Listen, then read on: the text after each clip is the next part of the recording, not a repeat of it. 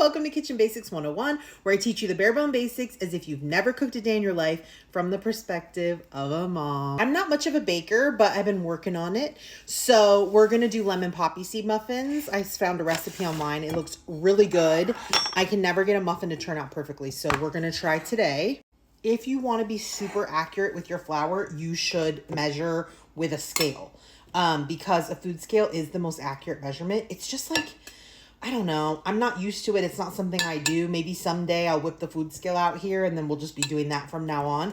But what I do is I scoop the flour in with a spoon, because you're going to tend to do too much flour, not enough flour. To my 2.5 cups of flour, I'm adding 1 cup of sugar, a 1/2 teaspoon of baking soda, which is our leavening agent. And then the heavy lifter is going to be baking powder here. So we're going to do 1, 2.5 teaspoons of baking powder. And I just opened this one fresh because my other one I had for like a year. These leavening agents do lose their like potency. So it's important that you do change them out pretty frequently, like at least once a year at least. And we're also going to add a 1/2 teaspoon of salt. It's not going to make your dish salty, but you need balance. That's the dry ingredient. So I'm just going to whisk those together to combine. Sometimes sugar's in the wet ingredients, but in this recipe, it's in the dry, which I love. Oh, I forgot the poppy seeds. Hold, please. We need 2 tablespoons of poppy seeds. I bought these baking Poppyseeds. I love lemon poppy seed muffins. So if this recipe turns out well, I expect to make it again. So 2 tablespoons of poppy seeds to the mix. Okay, I whisked everything together. Should look like this. That's your dry. Set aside my dry ingredients, and now I'm going on to my wet ingredients. This is 1 stick or 1/2 cup of melted butter. And I'm gonna add to that 2 tablespoons of a neutral oil. This is canola oil, but like vegetable oil. And I used to try to bake muffins with just butter, and it definitely changes the texture. This adding of oil matters, so don't skip it. I left everything out at room temperature for a good 30 minutes because incorporating everything at room temperature will help it to all stay like texturally the same. You don't want to put cold ingredients into the melted butter because it will probably like coagulate on you. So these are room temperature eggs, and I'm cracking them in a separate vessel just to make sure everything is cool with them before I add them to my batter. Melted butter, the oil, I'm gonna add 2 room temperature eggs to this. Then I have a cup of room temperature milk. I'm gonna add that to the wet ingredients. And I'm just using a small whisk to combine everything here. Gorge. Then I have a 1/2 cup, no, I take that back. It's a 1/4 cup of room temperature. Again, I let this sit out. I'm using Greek yogurt. I think the original recipe calls for sour cream, but that's just not something I have like regularly in my pantry. So I substitute Greek yogurt a lot of the times when something calls for sour cream, and it's always fine. It's similar enough. You're gonna get the same benefits. I'm gonna do like a heaping teaspoon, maybe a little bit more. I'm a big vanilla person. I really like vanilla. So I'm gonna add like a teaspoon, 1.5 teaspoons of vanilla extract. This is actually vanilla paste, just because it's my preference. I feel like it gives like a much richer vanilla flavor, but if all you have is extract, that's also completely fine.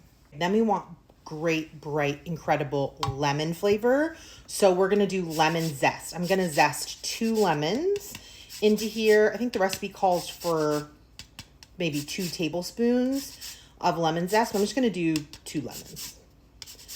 This is gonna take a minute. You only want the yellow part, not the white part. The white part is bitter.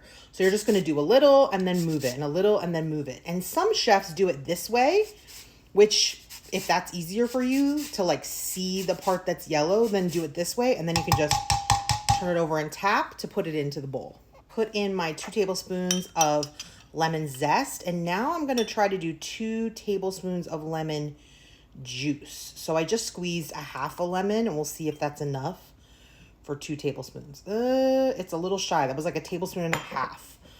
So I'm gonna squeeze a little bit more lemon in here. Another half tablespoon of lemon. I just squeezed it by hand. I didn't even use the juicer. There we go. So that's 2 tablespoons of lemon juice. And that is our wet ingredients. I'm always encouraged when I'm baking when something smells really good before you even cook it, and this already smells good. We haven't even combined everything together. So we're just gonna pour our wet ingredients over top of our dry ingredients, and then we're going to combine until it just comes together. Okay, don't get crazy. Don't mix too much. Just get everything combined. Once we have everything combined, we're actually gonna let this sit at room temperature. I know this is gonna freak a lot of people out, but this is what we're gonna do for an hour.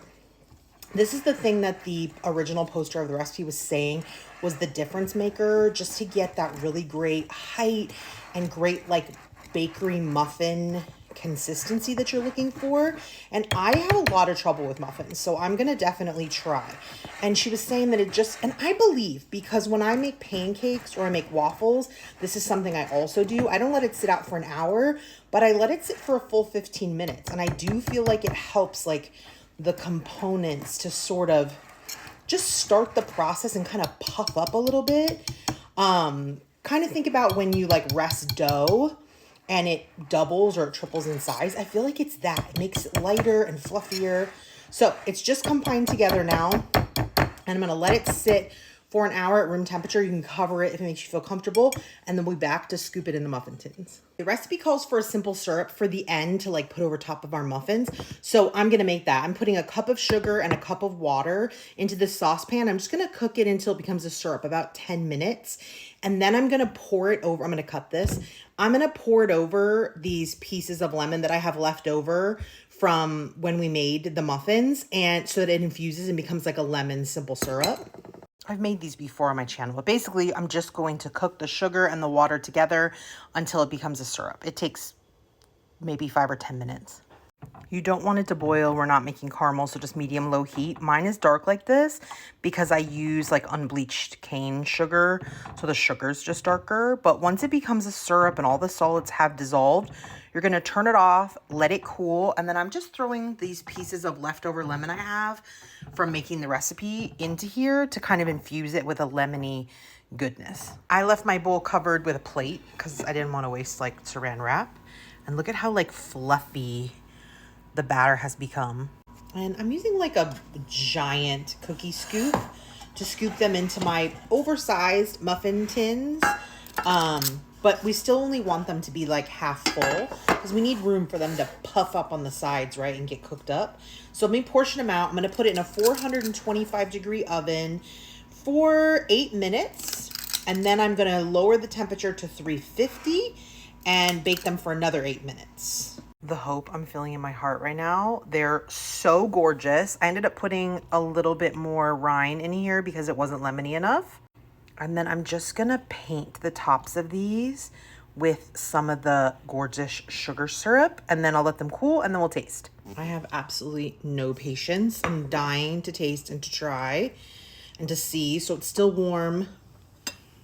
Look how stunning. I'm running out of time. I only have like 10 seconds left, but